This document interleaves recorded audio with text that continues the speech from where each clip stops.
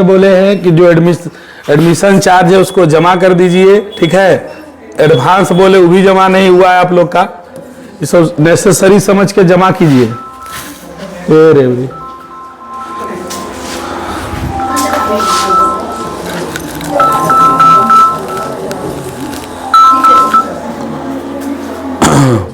उसको साइलेंट करें दो।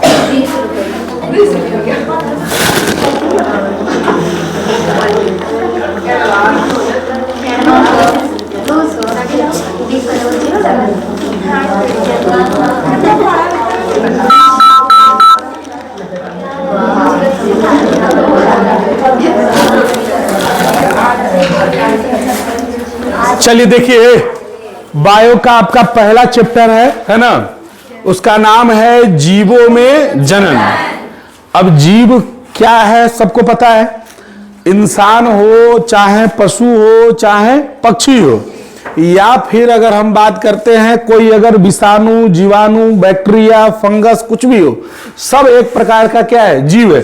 जीव किसको कहते हैं, जो जिंदा है। जीव किसको कहते हैं, जो खाता है, पीता है, वृद्धि करता है, संतान की उत्पत्ति करता है, उसी को हम क्या कहते हैं, जीव। सजीवों में चेतना भी होती है ना। और निर्जीव में ना तो खाना ना पीना ना उसमें चेतना होती है। चेतना का मतलब समझते हो कि नहीं समझते हो? जैसे अगर आप देखिएगा छुई मुई एक फूल है ना, तो उसको अगर छुइएगा नहीं तो कहता मुरझा जाता है, वो सिकुड़ने रहता है। तो ये बताता है कि सजीवों में चेतना होती है। आप ही को कोई टच करेगा ना तो आपको ये फील हो जाएगा कि हमको कोई टच किया है। इसको टच कर दे, मार दे, पीट दे, कुछ बोलेगा ही? इसको पटक देंगे कुछ बोलेगा? जितना बार पटको पटको तुम्हारा नुकसान मेरा नुकसान होगा, नहीं होगा। इसका तो कुछ अपना है, जीवन है नहीं। तो सजीव उसको कहते हैं जिसमें चेतना भी होती है ना। सजीवों में क्या होती है, चेतना होती है, खाना पीना, वृद्धि और साथ में चेतना। अब आइए देखिए, जनन का मतलब हम सब जानते हैं, जन्म लेना। जनन का मतलब जन्म लेना, जन्म देना, उसी को हम जनन कहते हैं। और यहां देखिए एक पशु है बिल्ली, और बिल्ली देखो एक साथ 3-4 बच्चों को दूध पिला रही है अपना, है ना। तो कह रहा जीवों में जनन। जीवों में जनन की अगर हम बात करें तो जीव के जन्म से लेकर उसकी प्राकृतिक मृत्यु, देखो कोई आदमी एक्सीडेंट में भी मर जाता है, कोई पशु पक्षी शिकार में भी मारा जाता है, तो उसको मृत्यु नहीं कहेंगे, वो तो आकस्मिक मृत्यु हो गया। वो मृत्यु उसका है क्या? एक इंसान का अमूमन उम्र कितना होता है, 60-80 साल आज के डेट में। पुराने जमाने में 100 साल था, अब आ गया 60 से 80। तुम देखोगे 60 इंसान पार करेगा, कखनी कुछ बीमारी होगा, थोड़ा सा बैलेंस बिगड़ेगा और आदमी निकल जाएगा, है ना। तो उसी प्रकार कह रहा है कि मनुष्य के या जीव के, कोई भी जीव के जन्म से लेकर उसकी कैसी मृत्यु, प्राकृतिक मृत्यु, है ना, का यह काल, काल का मतलब होता है समय, उसे उस जीव की क्या कहते हैं, जीवन अवधि कहते हैं, या फिर हम क्या कहते हैं, जीवन काल कहते हैं। जो आते हैं पीछे शांति से बैठ जाइए बिना बातचीत किए हुए। अगर हमसे कोई पूछेगा कि जीवन काल क्या है, तो हमने माना कि भैया एक ये अभी जन्म लिया है ये, ठीक है, और जन्म लेने के बाद मान लिया जाए ये 10 साल बचेगा, इसका उम्र है, या 15 साल बचेगा, तो इसका जीवन काल कितना है? अब हो सकता है, ये हो सकता है 5 साल में इसको कोई मार के खा जाए, या ये गाड़ी के नीचे चपा जाए, मर जाए, तो इसका जीवन काल घट थोड़ी गया वो। अरे भैया वो तो आकस्मिक मृत्यु किसी की भी हो सकती है, वो चाहे मनुष्य हो, चाहे पशु हो, चाहे पक्षी हो, किसी की मृत्यु हो सकती है। लेकिन इसका जीवन काल अगर रियल में देखा जाए तो वो कितना है, 15 साल। तो अगर हमसे पूछेगा जीवन काल क्या है, जीवन अवधि क्या है, तो हम बोलेंगे किसी भी जीव का जन्म से लेकर प्राकृतिक मृत्यु तक जो समय बीत जाता है, जो दौर गुजरता है, या जो लंबा समय वो जीता है, उसी काल को, उसी समय को हम जीवन अवधि कहते हैं या जीवन काल कहते हैं। कोई बातचीत नहीं करी है, एकदम शांति से बैठल रही है। हाँ, अब आगे देखिए, कह रहा है कि प्रत्येक जीव का जीवन काल भिन्न भिन्न होता है। कह रहा है कि अगर मान लिया जाए कोई बिल्ली है, कोई शेर है, कोई आदमी है, कोई कीड़ा है, कोई मकोड़ा है ना, तो क्या सबका जीवन काल बराबर होता है? नहीं।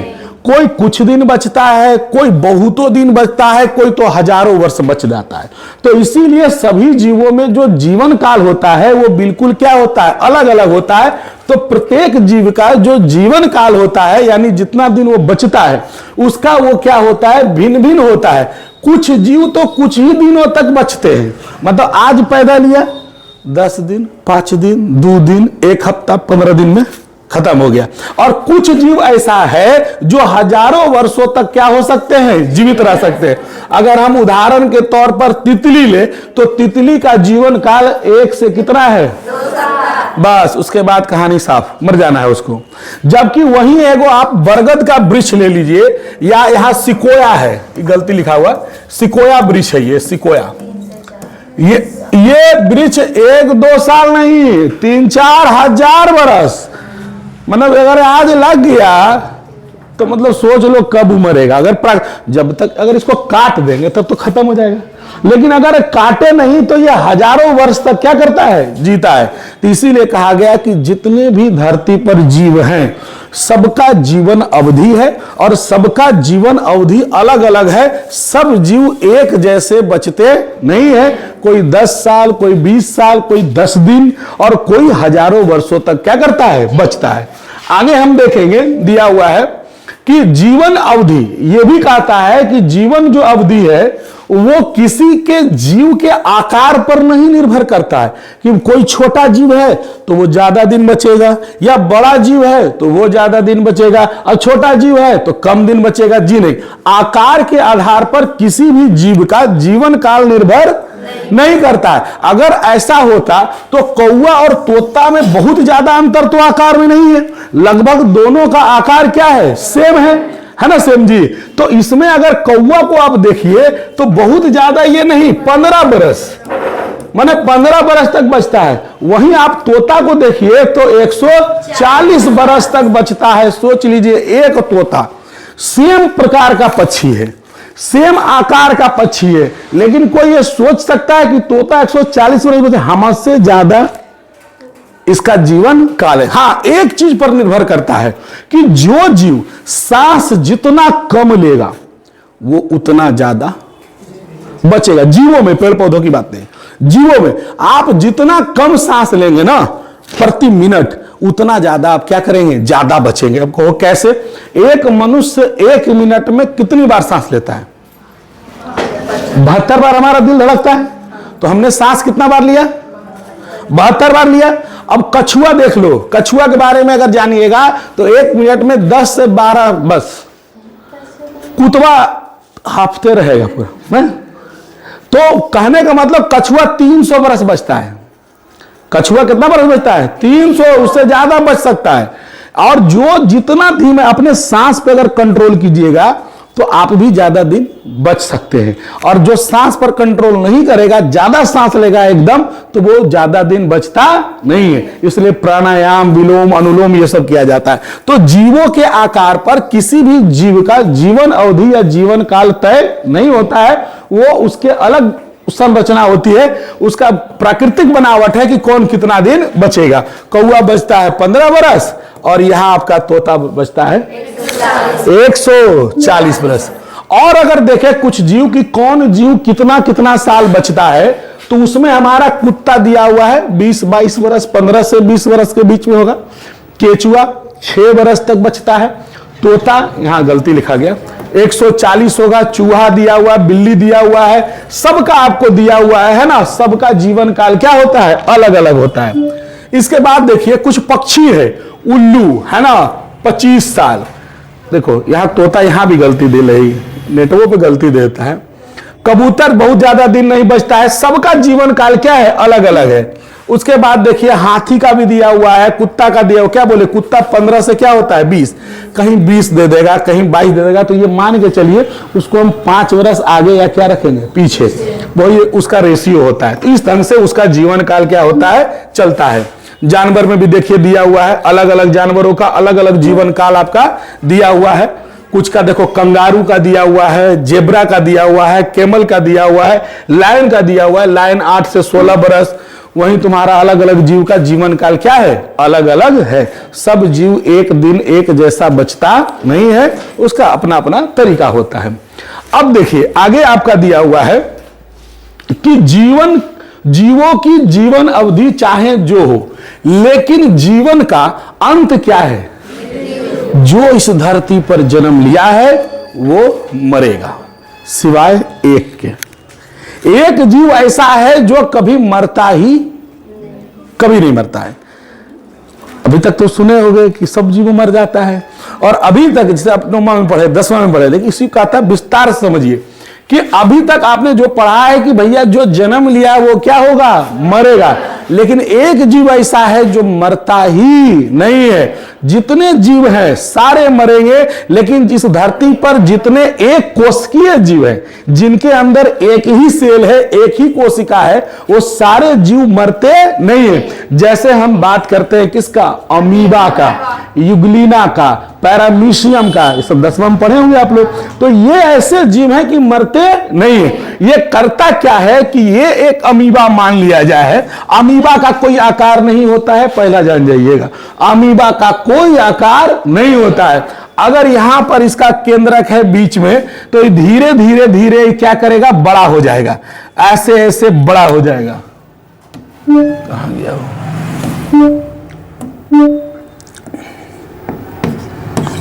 बड़ा हो गया, और बड़ा होने के बाद एक समय ऐसा आएगा कि ये दो भागों में क्या हो जाएगा, ये ऐसे बड़ा हो जाएगा, है ना।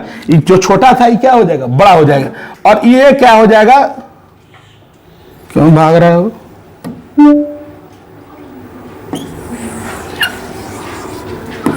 इसको बड़ा कर दिए, है ना। और ये क्या होगा, आधा आधा क्या हो जाएगा, कट जाएगा, और ये ऐसे करके इसमें भी चल गया और ऐसे करके इसमें भी आ गया। अब बताओ ये मरा क्या, ये क्या हुआ, खंडित हो गया। क्या हो गया, खंडित हो गया, विखंडित हो गया। और कितने भागों में, इस ऐसी विखंडन को हम द्वि विखंडन कहते हैं, है ना। किसी किसी जीवों में क्या होता है, बहु विखंडन होता है, और इसमें क्या होता है, द्वि विखंडन होता है। तो अमीबा एक कोशिकीय जीव जितने हैं, जैसे अमीबा है, ये ऐसे जीव कभी मरते नहीं है, बल्कि ऐसे जीव जो हैं हमेशा जिंदा ही बोलिए, या अपने आप को तोड़ते रहते हैं, अपने आप को तोड़ते रहते हैं, और वो समझिए एक तरह से जिंदा ही रहते हैं, वो कभी समाप्त नहीं होते हैं। समझ में आया बात। देखिए इसके अलावा अगर हम बात करें कि कौन कौन जो है ना, जीव को पैदा नहीं कर सकता है, ये भी जान जाइए।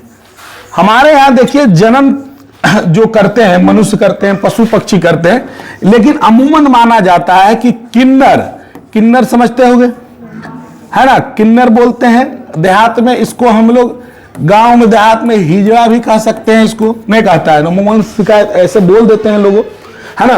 कि ऐसे उनको ट्रांसजेंडर अंग्रेजी में कहा जाता है।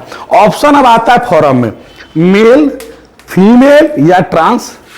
और आज का एक दौर चल रहा है ट्रांसजेंडर बनने का, लड़का लड़की बन रहा है, नहीं लड़की लड़का बन रहा है। ऐसा टेक्नोलॉजी आ गई है कि अगर आप लोग चाहते हैं कि हम लड़की बनकर उब गए हैं, है ना, अब लड़का थोड़ा बनना चाहते हैं, तो बाबूजी को बोलिए माल पानी व्यवस्था रखे, पैसा कौड़ी, और जाइए अमेरिका या जहां टेक्नोलॉजी इसकी है वहां आप जाकर लड़का बन सकते हैं। अगली बार आइएगा तो बिल्कुल बाल छोटा आप लोग का रहेगा, एकदम जींस विंस में आइए, कोई दिक्कत नहीं। और तुम लोग अगर चाहो लड़की बनना है तो तुम लोग भी सलवार सूट पहनकर आ सकते हो, है ना। ये अरे अभी एक खिलाड़ी अजय बांगड़ या कौन थे भूल गए हम, जडेजा का बेटा या कोई था, वो खिलाड़ी था, और उसको मन हुआ कि नहीं हमको लड़की बन जाना है, और जाकर अपने आप को पूरा चेंज करवा लिया। जैसे लड़कियों का स्ट्रक्चर होता है हूबहू स्ट्रक्चर उसमें विकसित कर दिया जाता है, ऐसा एकदम लड़की बना दिया जाता है। ये टेक्नोलॉजी बोले इसलिए बोले कि दुनिया इतना ज्यादा आगे निकल चुकी है, अब तो बोल रहे हैं ना कि आदमी कह रहा है कि आदमी मरता ही नहीं है, आदमी क्या होता है, बेहोश हो जाता है, और एक समय ऐसा आएगा कि आदमी को भी जिंदा करने की तकनीक आ जाएगी। नहीं, अरे हार्ट चेंज कर दिया, ब्लड चेंज कर दिया, किडनी चेंज कर दिया, लीवर चेंज कर दिया, सब तो बदलिए दे रहा है। तो भैया सब जब नए हो गया तो गाड़ी तो फिर चलेगा ना, हो कि नहीं चलेगा। तो टेक्नोलॉजी लगा रहा है कि आखिर है क्या ये, क्यों आदमी मर जा रहा है, तो उस चीज पर रिसर्च चल रही है और बातें चल रही है। हम लोग के टाइम नहीं, आने वाले 100 साल 200 साल के बाद, क्योंकि चीजें आसान नहीं है इतना कर पाना, लेकिन हो भी सकता है, नहीं भी हो सकता है, लेकिन 100-200 साल के बाद ऐसा भी हो सकता है। देखो, इस धरती पर हम जो सोचते हैं वही होता है, और जब तक आप सोचेंगे नहीं वो काम कभी होगा। और आप हम बार बार बोले हैं कि आप जो सोचते हैं, जो गुनगुनाते हैं, रास्ते में वही सुन लेते हैं, नहीं सुन लेते हैं। कभी जो गीत गुनगुना रहे हैं आप और रास्ते में कहीं जा रहे हैं तो पता चला वही गाना बज रहा है, ऐसा फील होता होगा। ये ब्रह्मांड है, ये दुनिया है, ये संसार में इंसान उतना ही सोच सकता है जो इस धरती पर मौजूद है। वो चीज कभी नहीं सोच सकता है जो इस धरती पर मौजूद नहीं है। ये समझिए एक तरह का हम लोग का प्रकृति ने दिया है, और अगर इंसान ने इस प्रक्रिया को खोज लिया तो आदमी तो मरबे नहीं करेगा, फिर तो और ज्यादा दिक्कत हो जाएगा। मर रहा है तो इतना जनसंख्या है, नहीं मरेगा तो। और एक समय आज हम लोग पढ़ रहे हैं क्या, आज हम लोग एकदम घूम रहे हैं, खा रहे हैं। एक समय हमारे अपने दादाजी को गौर से देखिए, एक समय हमारा आपका भी वही आने वाला है। तो कितना दुखद समय होगा जब बुढ़ापा के बारे में सोचिएगा कि दादाजी कोना में बैठे हुए हैं, ले थरिया लाद ले बाबा खा लिया, जा बैठ के, कोई बोली वाला नहीं बाबा से। तो वो समय हमारा भी आएगा, आपका भी आएगा, ये दौर चला जाएगा, है ना। इसीलिए कहता है जीवन मिला है तो सबसे प्रेम पूर्वक रहिए, लड़ाई झगड़ा दुनियादारी चोरी चमारी में कुछ नहीं रखा हुआ है। बढ़िया से बढ़िया आदमी सब फूका गया है। रतन भाई टाटा इतना अमीर आदमी, अपने जीवन में इतना पैसा कमाए कि कहना नहीं, आज है क्या कर लिए, उतना बड़ा अंपायर करके देश के लिए ठीक है नाम किया, लेकिन क्या हुआ फिर, वो संपत्ति किसी और का हो गया, सरकार के नाम पर, या जो उसका सीईओ होगा, फाउंडर और जो लोग होंगे उनके नाम पर हो गया, है ना। इसीलिए मेल में वो तो बेचारे ऐसा करके गए कि लोग उनका आज नाम भी लेते हैं। कुछ लोग तो खूब पैसा बना लिया लेकिन जीवन में एक का भी मदद नहीं किया, तो उसका कोई नाम भी नहीं लेता है। तो एक हो गया जो जनन नहीं करते हैं, उसका नाम हो गया किन्नर। दूसरा, घोड़ा और गधा के मेल से वो बनता है जीव, जिसका नाम क्या है, खच्चर। भी अपने जैसे संतान की उत्पत्ति न करता है, एक नंबर खच्चर है। खच्चर का मतलब जो दोगला है, उसको देहात के भाषा में दोगला किसको कहा जाता है देहात में, कि अगर दोगला मतलब क्या हो गया कि तुम एक बाप की औलाद, उसको बोलते हैं दोगला देहात में, है ना। तो खच्चर का मतलब होता है कि खच्चर, देखो गधा का बच्चा गधा होगा तो ये तो एक बाप की औलाद हो गया। अच्छा, गधा और घोड़ा, है ना, गधा और कौन है, घोड़ा, इन दोनों के मेल से बनता है क्या चीज, बात समझ में आया। तो ये तो इसका जो प्रजाति था वो तो रहा नहीं, इसका प्रजाति रहा नहीं रहा।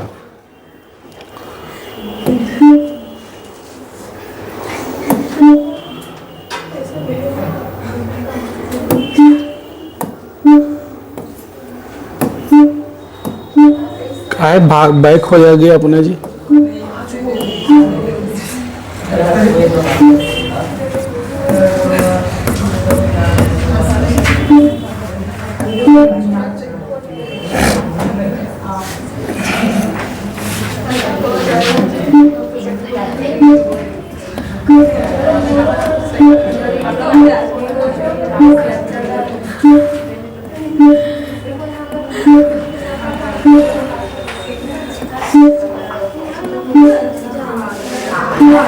यहां तो हुआ था ना। तो घोड़ा और क्या बोले, गधा, इन दोनों के मेल से जो जन्म लेता है उसको क्या कहते हैं, खच्चर। तो खच्चर भी अपनी जैसे संतान की उत्पत्ति नहीं करता है। अगला जो टॉपिक है वो हमारा कह रहा है जनन। तो जनन का मतलब होता है क्या, जन्म देना। क्या देना, जन्म देना। और जन्म कौन देता है, हर जीव, अरे गप नहीं, हर जीव जब वो विकास कर जाता है, एक निश्चित आयु को प्राप्त कर लेता है, तो वो अपने जैसे संतान की क्या करता है, उत्पत्ति करता है। इसी प्रक्रिया को हम क्या कहते हैं, जनन। जनन ऐसा नहीं है कि आज मनुष्य ने एक बच्चे को जन्म दिया आया और कल ये भी किसी मनुष्य को जन्म दे देगा, ऐसा होगा क्या, नहीं। जब तक वो निश्चित उम्र को नहीं प्राप्त करेगा, जब तक इसके पास प्रजनन क्षमता नहीं आएगा तब तक इस बच्चे एक नए बच्चे का जन्म नहीं दे सकता है। तो जनन का परिभाषा है कि जीवन की वह क्षमता है, जनन जो है जीवन की क्या है, वह क्षमता होती है जिससे वह अपने ही समान छोटे से जीव को क्या देता है, जन्म देता है। कोई भी जीव, हाथी हाथी को जन्म दे रहा है, बकरी बकरी को जन्म दे रही है, इंसान इंसान को जन्म दे रहा है, चूहा चूहे को जन्म दे रहा है। तो जितने भी जीव हैं अपने जैसे, अपने हूबहू जैसे संतानों की क्या करते हैं, उत्पत्ति करते हैं। इसी को हम क्या करते हैं, जनन कहते हैं। तो जनन करने वाले कौन कौन नहीं है? पहला हमने क्या बताया, किन्नर। ये अपवाद में है कि जो जनन नहीं करते, हालांकि ये भी जीव है लेकिन उत्पत्ति जनन नहीं करते। दूसरा आपको क्या बताएं, और तीसरा होता है एक आपका जिसको बोलते हैं मधुमक्खी का छत्ता, देखे हो? मधुमक्खी छत्ता में एगो मेन छत्ता होता है, एगो मेन रानी मधुमक्खी होती है ना। उसके बाद एगो सहायक करके कुछ एगो होता है मधुमक्खी। ये जो होता है ये भी मधुमक्खी संतान उत्पत्ति मधुमक्खियों में। तो ये तीन जीव ऐसे हैं जो संतान की उत्पत्ति नहीं करते हैं, यानी जनन नहीं करते हैं। बाकी जितने जीव हैं वो क्या करते हैं, जनन करते हैं। आगे देखिएगा, संतति के जन्म के बाद उसमें वृद्धि होती है और वह परिपक्व होने के बाद नए संतान को क्या करते हैं, जन्म देते हैं। और यह पीढ़ी दर पीढ़ी चलते रहता है। इससे जन्म वृद्धि मृत्यु सम्मिलित है। जनन एक स्पीसीज में एक पीढ़ी के बाद दूसरी पीढ़ी की निरंतरता को क्या रखता है, बनाए।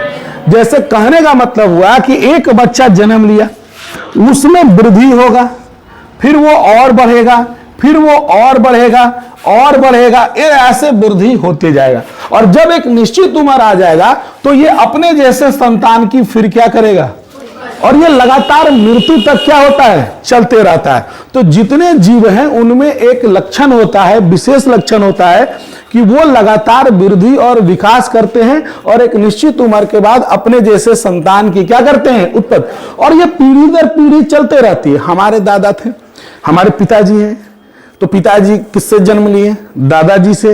दादाजी किससे जन्म लिए, परदादाजी से। परदादाजी किससे जन्म लिए, छरदादाजी से। छरदादाजी किससे जन्म लिए, अब पता नहीं कौन दादाजी है, ऐसे ही नहीं बोलते हैं। तो सबका एक क्या है, पिता है जो उसको क्या किया है, जन्म दिया है।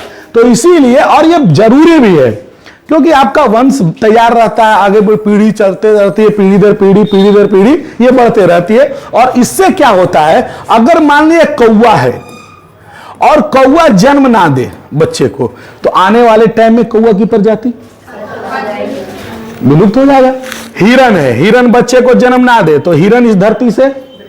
तो जीवों में विविधता बनी रहे, जीवों में प्रकार बना रहे, उसके लिए भी जनन क्या है, जरूरी है। और सारे जितने जीव है वो जनन करते हैं। आगे देखिएगा, जनन जीवित प्राणियों का एक विशेष क्या है, लक्षण है। परंतु हर जीव जनन करने का विधि क्या है, अलग है। देखो जनन हर जीव करता है, पेड़ पौधा भी, पशु पक्षी भी और इंसान भी। लेकिन हम में एक तरीका अलग है जनन करने का, मनुष्यों में। पशु पक्षियों में थोड़ा सेम प्रक्रिया है, जानवरों में भी वही प्रक्रिया है जो मनुष्यों में प्रक्रिया है, लेकिन पेड़ पौधों में वो प्रक्रिया। तो जनन की जो विधि, यानी जो जनन होता है, सवाल पूछेगा जनन कितने प्रकार के होते हैं, तो जनन कितने प्रकार के होते हैं, दो प्रकार के होते हैं। एक को हम बोलते हैं अलैंगिक जनन। क्या बोलते हैं जी, अलैंगिक। और एक को बोलते हैं हम क्या, लैंगिक जनन। इसको असेक्सुअल कहते हैं अंग्रेजी में, रिप्रोडक्शन, और इसको कहते हैं सेक्सुअल रिप्रोडक्शन, है ना। तो दो प्रकार के जनन होते हैं। सारे जीवों में दो ही प्रकार के जनन पाए जाते हैं। दो तरीके से ही कोई भी जीव जनन करता है, चाहे वो लैंगिक करे और चाहे वो अलैंगिक करे, है ना। अब देखिए, सबसे पहले हम बात करते हैं अलैंगिक जनन की। ये अलैंगिक जनन होता क्या है?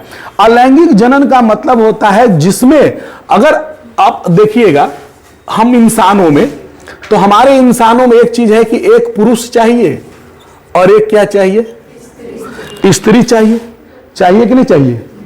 इन दोनों के मेल से एक नया संतान बनता है, तो इसमें दो गो चाहिए। चाहिए ना। लेकिन जिस जनन में एक ही जीव भाग ले उस जनन को क्या कहते हैं? अलैंगिक जनन।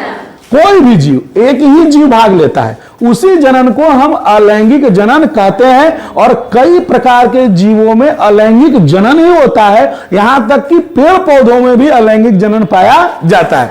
देखिए जितने प्रकार के बैक्टीरिया हैं, कवक है, प्रोटोजोआ है, शैवाल है, या बहुत सारे पौधे हैं, जंतु हैं, इन सब में क्या होता है? अलैंगिक जनन होता है।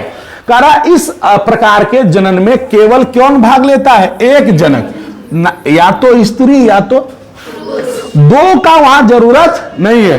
अकेले ही क्या करता है? वो अपने जैसे संतान की उत्पत्ति कर सकता है। और जबकि मनुष्य में चाहिए दो गो, है ना, एक पुरुष और एक क्या हो गया? स्त्री।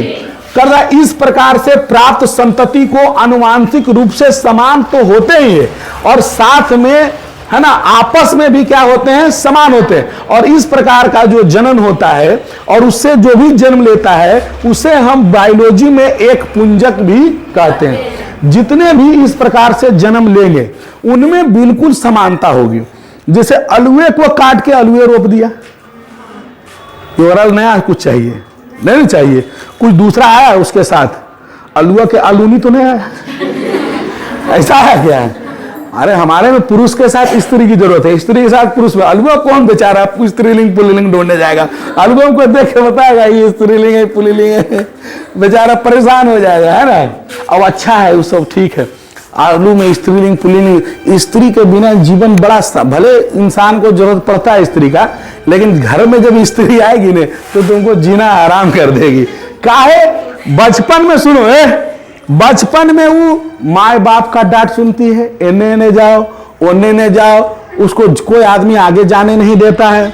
जिरिस बड़ा होगी तो भाई उसको डांटता है, डपटता है, ये कहाँ जा रही है, कहाँ गई थी, छत पे कहा है, एने जाना है, मेला में जाना है। उसके बाद समाज भी उसको चलता है तो देखता है नजर पे उसको कि उसको टोकता है। जब उसका ब्याह हो जाता है ने उस सारा बदला अपना पति से लेती है। तो बहुत टोका है तुम लोग, हमको बहुत रोका है, अब तेरे माथा हम चूरेंगे, समझ गए? तो बचपन से उसको 20 साल टोका टोकी रोका रोकी में चला जाता है और जब ब्याह हो जाता है तो सारा बदला वो चुका ले। कहाँ थे? पूरा जवाब दो, हिसाब दो। बहुत माइंड इतना शक्की होता है। हमारे घर वाले क्या दिन बोले आप कौन मास्टर हैं, भोरे जाते हैं, माने उसको विश्वास में होता है कि हम इतना देर खड़े होकर पढ़ाते हैं, जबकि रियलिटी है कि हम 6:30 बजे आ जाते हैं और 11:30 बजे तक 10 बजे तक यहीं रहते हैं। इसके बाद भी उसको लगता है कि नहीं झूठ बोलते हैं, उन्हें घूरते रहते हैं। अब उसको कितना दिमाग दे भाई, तुम मत सुखो मत जानो, हम क्या करें। 2 बजे आते हैं, 5-6 बज जाता है, बोलता अनखा मास्टर तुम ही हो। तो भैया नहीं हो तो नहीं हो, जाइए तो अभी 12 अभी चल गए थे कहाँ? कधर। अभी लेट क्यों हुआ हमको कि कधर चल गए थे, 12 साढ़े 12 में हम कधर से रिटर्न हुए, घर गए, जल्दी से खाएं, उसके बाद इन्हें 1:30 बजे जल्दी से खाएं, उसके बाद भाग के आए, खाता खोलना था। तो बज गया 1 सवा 1, तो टाइम हमारा तो 12 बजे घर जाने का। अब 1 बजे तक ना है, कॉल आ रहा है तो वीडियो कॉल कर लिए, देख ले की कर लिए, खाता खोल रहे तो बंद कर दल के आइए बैठा रहते हो, क्यों नहीं आए? ली लैब लोग मालिक हुए हो। अच्छा लड़ाई भी ज्यादा कीजिएगा तो माथा तरह टेंशन, जो भैया तू ही खुश रह, है ना। इसलिए ब्याह शादी सोच समझ करना है, जब तक जीवन है नारियों से दूर रहिए। चलिए, तो अलैंगिक जनन देखिए हम बताए थे, अलैंगिक जनन जो होता है वो कहने का मतलब जिसमें एक ही जीव भाग लेता है उसे हम क्या कहते हैं? अलैंगिक जनन कहते हैं। और अलैंगिक जनन कई प्रकार से होता है। अलैंगिक जनन का पहला तरीका क्या है? द्विखंडन। एक होता है बहुखंडन, एक होता है मुकुलन। आगे पढ़ाएंगे। तो द्विखंडन कौन कौन जीवों में होता है ये जानिए। इसको अंग्रेजी में बाइंड्री फिशन भी कहते हैं। अमीबा में, पैरामीशियम में और युगलिना एक ऐसे जीव हैं जिसमें बाइंड्री फिशन होता है, यानी द्विखंडन होता है। तो ये देखिए अमीबा का पिक्चर तो आपको दिखाई दिए थे, 2 पिक्चर आपके पास है, आपका एक पैरामीशियम का और एक आपका है युगलिना का।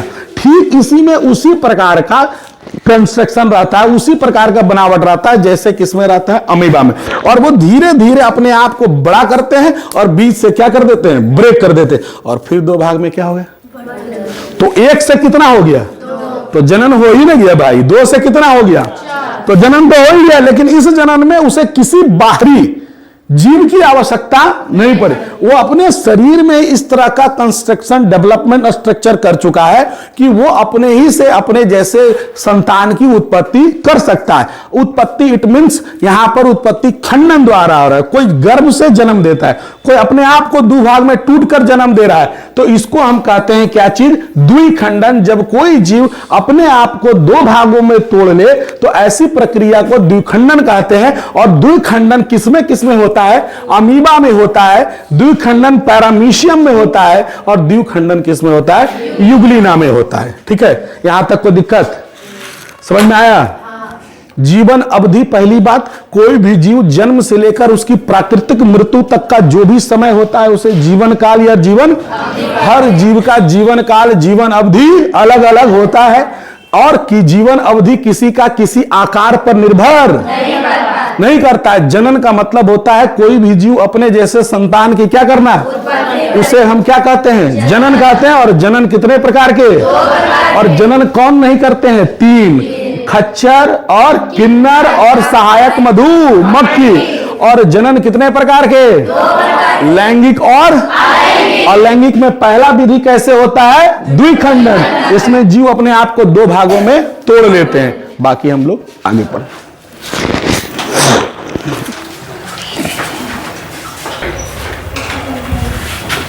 देखिए जी, आपको हम पढ़ाएं क्या चीज? पुत्र वियोग।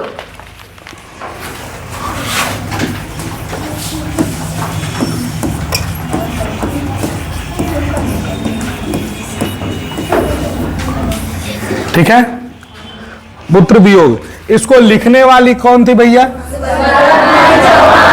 सुभद्रा कुमारी चौहान। कविता में आपको बताया गया कि एक मां है ने, और इस मां का आवाज नहीं, इस मां का एक बेटा है ना, वो डेथ कर जाता है। और मां के लिए इससे ज्यादा दुखद कुछ नहीं हो सकता है। इसीलिए मां इसको जो है अपना खिलौना मानती है और मां इसी के साथ ज्यादा समय व्यतीत करती है।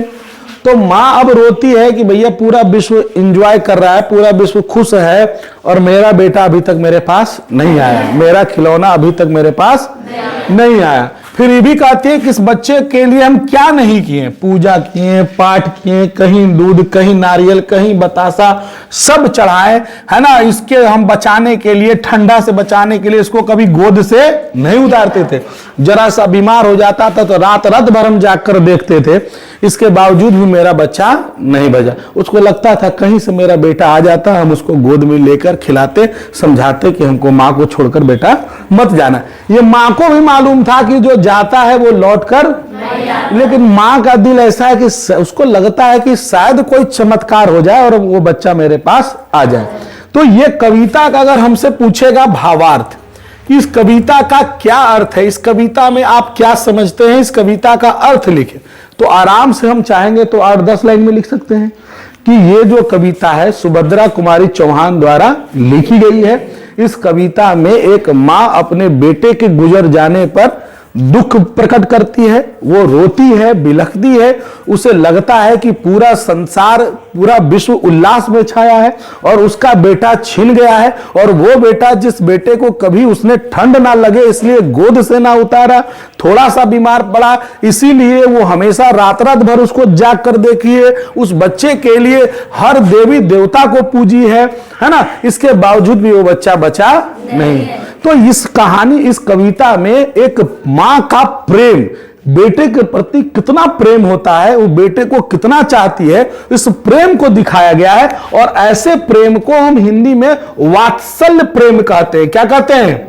वात्सल्य। अभी हिंदी पढ़ाएंगे अभी आपको, और उसमें पढ़ाएंगे रस। अभी तक खाली सुने होंगे, भक्ति रस, रौद्र रस, है ना, प्रेम रस, है ना, अलग अलग प्रकार के रस होते हैं। और अभी तक रस एक ही बैच में पढ़ाए हैं, है ना, वो 3-4 साल हो गया। और तुम लोग पूछना, अगर वर्षा वाला बैच में है ना, पूछना कि रस पढ़ाए थे। रस इतना आनंदित चीज है। देखो, हिंदी और अंग्रेजी दोनों साहित्य है और दोनों में रस है। अगर बढ़िया से समझिएगा ने, खूब आनंद आएगा। और जब रस पढ़ा देंगे ना तो हंसते हंसते पागल हो जाओगे, इतना उसमें आनंद आएगा, है ना। तो पढ़ाएंगे, उसी में पढ़ना है वात्सल्य रस। माँ और बेटे के बीच जो प्रेम होता है ना, उस रस को हम क्या कहते हैं? वात्सल्य रस कहते हैं। तो वो चीज इसमें क्या किया गया, दिखाया गया है। यही कविता का क्या है, भावार्थ हो गया। इसके बाद कविता का जो भी आंसर क्वेश्चन था आपको लिखा दिया गया। क्या पहला सवाल है, कवित्री का खिलौना क्या है? तो कवित्री का खिलौना उसका, क्योंकि दिन रात वो उसी के साथ समय व्यतीत करती थी, इसलिए उसको उसी को खिलौना मानती थी। कवित्री स्वयं को असहाय और विवश क्यों कहती है? क्योंकि कवित्री का अपना बेटा खो दी है, उसका बेटा गुजर गया है, उसे अब कुछ समझ में नहीं आता है, वो बेचैन है, वो बड़ी उदास है, इसीलिए अपने आप को असहाय और क्या कहती है? पुत्र के लिए माँ क्या करती है? पुत्र के लिए माँ बहुत कुछ करती है। उसे ठंड ना लग जाए इसलिए गोद से नहीं उतारती है, उसकी सुरक्षा के लिए हमेशा तत्पर रहती है, थोड़ा सा बीमार होने पर दिन रात देखभाल करती है, भगवान के सामने पूजा पाठ करती है। यानी पुत्र के लिए माँ बहुत कुछ करती है। अर्थ स्पष्ट करे, ये तो आसान चीज है, कोई दिक्कत? माँ के लिए मन समझाना कब कठिन हो जाता है? जब एक माँ का बेटा उसके सामने गुजर जाए, देहांत हो जाए, तो उस समय माँ के लिए मन समझाना बहुत क्या हो जाता है? क्योंकि बेटा ही उसका क्या होता है? सब कुछ होता है ना। और उसके बाद पुत्र के छौना, पुत्र को छौना, छौना इसलिए बोला गया, हिरण के बच्चे को क्या कहा गया? छौना। और कोई भी बच्चा उचक देखिएगा तो बड़ा वो क्यूट होता है, या यूं कहिए तो वो बच्चा बहुत चंचल होता है। जिस बच्चा देखोगे छोटा रहेगा, हिरण में उनका उछलते कूदते रहता है, या गाय एक बच्चा देख लो तो वो उसी प्रकार का चंचल था, उसी प्रकार का सुंदर था, मासूम था, इसलिए पुत्र को उसने क्या कहा? छौना, छौना कहा है। भावार्थ फिर बता दिए हैं। कविता का भावार्थ 8 नंबर में हो गया। 9 नंबर में आपका कह रहा, इस कविता को पढ़ने पर आपके मन में क्या प्रभाव पड़ा? तो मेरे मन में यही प्रभाव पड़ा। इसको भी चाहे तो लिख सकते हैं, हालांकि सवाल आएगा नहीं, जितना आने वाला था उतना हम आपको लिखा दी, लेकिन लिखना चाहे तो लिख सकते हैं कि इस कविता से मेरे मन में एक ही प्रभाव पड़ा कि माँ अपने बेटे से बहुत प्रेम करती है और माँ का संसार ही उसका पुत्र होता है, उसके बिना उसका जीवन क्या है? बेकार है। ये हो गया। अब आइए पन्ना पलटिए जरा सा। भाषा की बात नीचे दिया हुआ है, दिले। पहला है कि सुभद्रा कुमारी चौहान की काव्य भाषा पर टिप्पणी लिखे। यानी सुभद्रा कुमारी चौहान ने जो कविता लिखी है, इस कविता पर आप टिप्पणी लिखिए। काव्य भाषा यानी कविता की जो भाषा है, इस भाषा पर टिप्पणी लिखिए। देखिए कविता कई भाषाओं में लिखी जाती है, कोई अवधी लिखते हैं, कोई खड़ी लिखते हैं, कोई ब्रज भाषा में लिखते हैं, और इनकी कविता की विशेषता ये हम लिख सकते हैं, लिखेंगे सुभद्रा कुमारी चौहान के कविता की काव्य भाषा ऐसी है जो बहुत ही सरल है।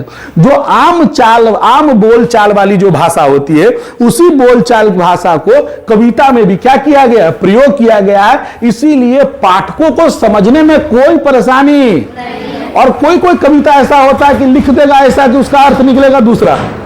तो इनकी काव्य भाषा बहुत क्या है? सरल है, जिससे पाठकों को समझने में कोई परेशानी नहीं होती है।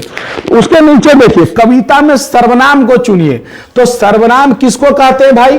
सर्वनाम बोलते हैं जो संज्ञा के बदले में आता है, उसको सर्वनाम कहते हैं। जैसे हमने बोला राम, तो राम ना बोल के बोले राम घर जाता है ना, या घर जा रहा है, वह मेरे लिए मिठाई लेकर आएगा। तो कौन लेकर आएगा?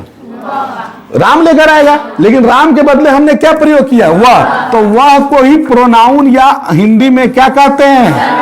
यह, वह, है ना। ये सब जो होते हैं वो सर्वनाम होते हैं। तो इस कविता से छांटना है कि कौन कौन सर्वनाम है। नाम के बदले जो भी प्रयोग किया जाए, उसका, उसकी, मेरा, मेरी, ये सब क्या है? सर्वनाम है ना। वे लोग सब सर्वनाम है। इसके बाद मलिनता में ता प्रत्यय है। क्या प्रत्यय है? ता। तो ता से 5 वाक्य और बनाना है जिसके अंत में क्या लगा हो?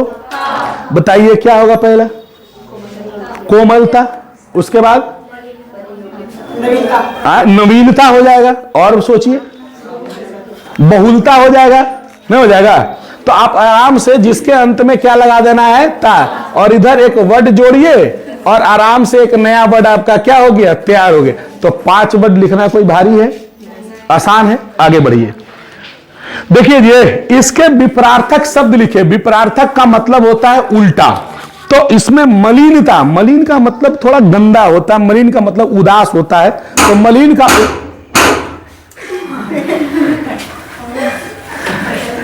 ऐसा के में वो बुतरू था, याद है तुझे? पैटा खोल दे ले लिए और पकड़ ले ना करे रोक थोड़ा बुखार छोड़ा दे। अब बुतरूक देखो क्या है, हम भी मजा लेते हैं।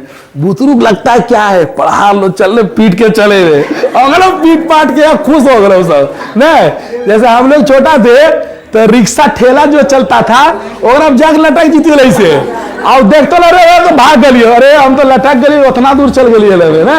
तो बच्चा का यही सब आनंद है, तुम ले रहा है लेने दो, तो हम आनंद ले लेते हैं। फिर अभी धरना का दिन हो फिर पैटा उसका सही है, धीरे धीरे और वो है धरा जाए तो कोई नहीं सर रामनाथ उसका तो बजाता वीडियो बना डाल दिए थे हम, है ना। देखिए तो मलिनता का उल्टा अब देख लीजिएगा, उसमें दिया होगा देव का असुर, न असहाय का सहाय, जटिल मतलब कड़ा, कठिन हो गया तो सरल हो जाएगा। नीरस मतलब जो मन नहीं लगे, तो जो मन लगे उसको क्या बोलते हैं, उत्साह टाइप का कुछ वर्ड हो जाएगा।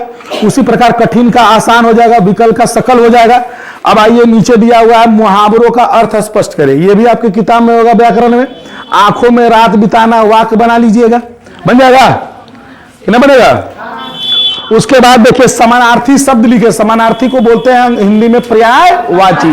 गोद, गोद को फिर क्या है छौना, फिर बहन, विश्व, दूध, दूध को क्या बोल सकते हैं बताओ, दूध का क्या हो सकता है।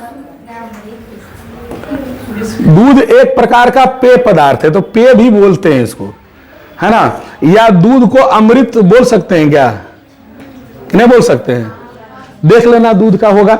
उसके बाद देखो दिया विश्व, विश्व मतलब संसार, वैसे आप खोजिएगा और बन जाएगा। उल्लास का संधि विच्छेद करे तो ऊत जोड़ बन जाएगा। व्याकरण पढ़ाएंगे अलग से, लेकिन आप इसको कंप्लीट कर लीजिएगा। कोई दिक्कत बोलो इस चैप्टर में, किसी को दिक्कत है? देखो छौना कर दिया है ना, बेटा, हिरन आदि पशुओं का छोटा बच्चा, उसी को कहते हैं छौना।